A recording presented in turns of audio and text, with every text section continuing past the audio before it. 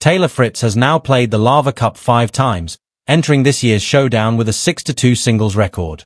In San Francisco, he produced one of his finest performances, toppling Alexander Zverev and clinching Team World's victory.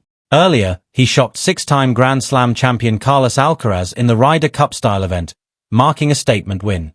Yet, the numbers still weigh heavily on him, refusing to fade quietly.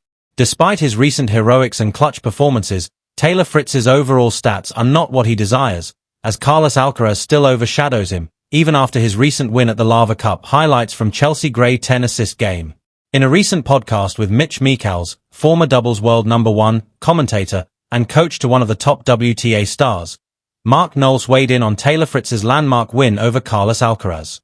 Taylor Fritz: to me, the match against Carlos, it'll be interesting. You know him and his coaching team, Paul Annacone and Michael Russell, what they extract from that, Knowles said, setting the tone for what could be a pivotal turning point in Fritz's 2025 season.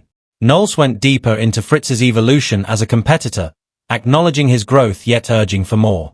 Because we've all seen that Taylor is one of the best players in the world. He's been right there knocking on the doorstep. But we've all felt that he needed a little bit more transition game, a little bit more confidence moving forward against the big guys, he explained, underlining the fine margins that separate great players from major champions.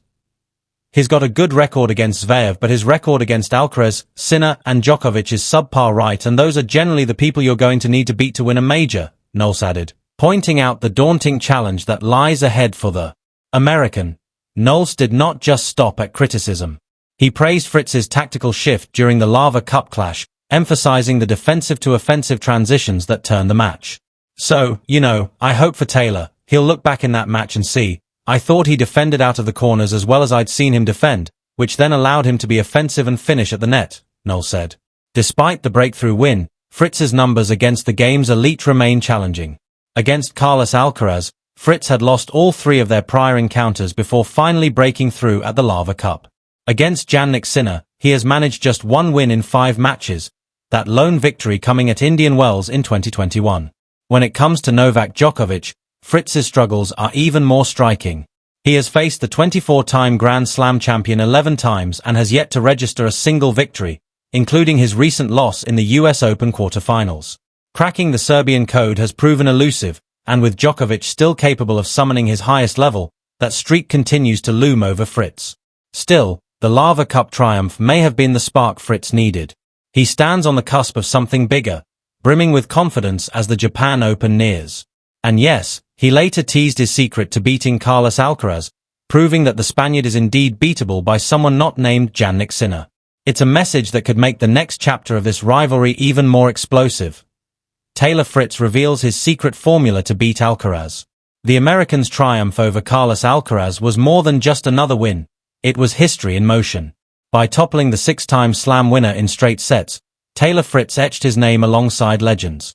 He became only the 3rd American to defeat a world #1 at a team event, joining Andre Agassi, now his captain at the Laver Cup, and John Isner.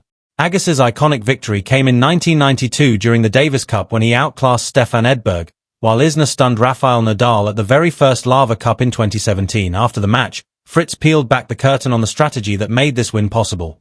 3 times I have played Carlos, he has broken me every single time. So that's not how you want to start against someone like him. So, getting out of that first game was huge, and then just playing a lot of big points with conviction. His words carried the fire of someone who had finally cracked a code that once felt unbreakable.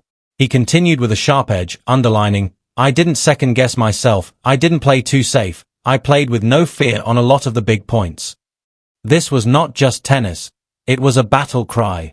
Fritz had decided that this time he would meet Alcaraz head-on, not with hesitation but with boldness. The American ace also shared that his approach was different this time.